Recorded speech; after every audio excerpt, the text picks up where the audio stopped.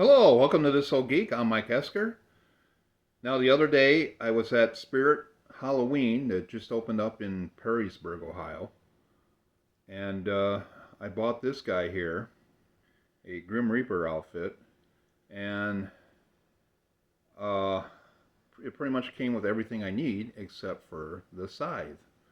So, the scythe that they have for sale, I didn't really care for them. They're too short. They're made from kids, and they're not very formidable. So I decided to make my own. So in this video, I am going to show how I made my own scythe using wood.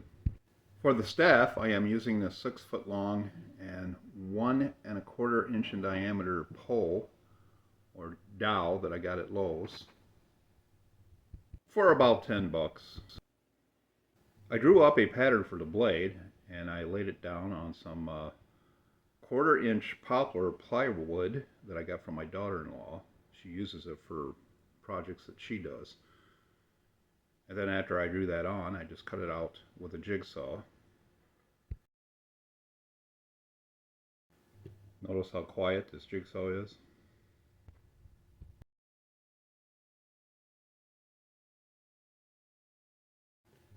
Now, my cut wasn't exactly perfect, so I'm using this rasp or file to file down the edges to give it a good shape. When I'm satisfied with the overall shape, then I just angle the file on the edges there to taper the edge to make it look like it has, well, kind of a sharp edge to it. I do this on both sides, of course. And then I smooth the edges out with sandpaper. This is like 120 grit sandpaper I'm using. And then I'll go back over it with even finer sandpaper. Now for the shaft, I am marking where I want the blade to go, and I'm going to cut down the length, about 1/4 inch thick, a slot for the blade to slide down into. And here I have it cut out. I had to take it somewhere else to do it because I didn't have the tools to cut it all the way down there. Table saw or a bandsaw would probably work best. So that's how it slides on there. Now I'm going to glue that inside there. I'm going to mark it first, so I know where to put the glue. I get both sides marked. And now I use my trusty Gorilla Glue, wood glue. Squirt it on there and then brush it. Make sure I get both sides, of course.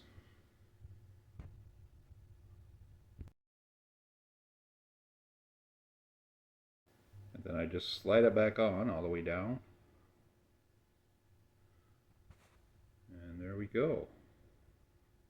And I will take a clamp and clamp it down and just let it dry, preferably overnight.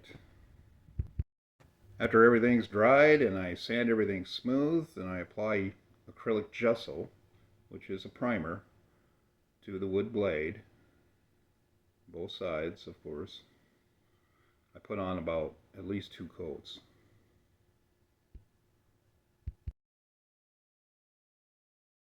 Now after each coat dried, I lightly sanded it.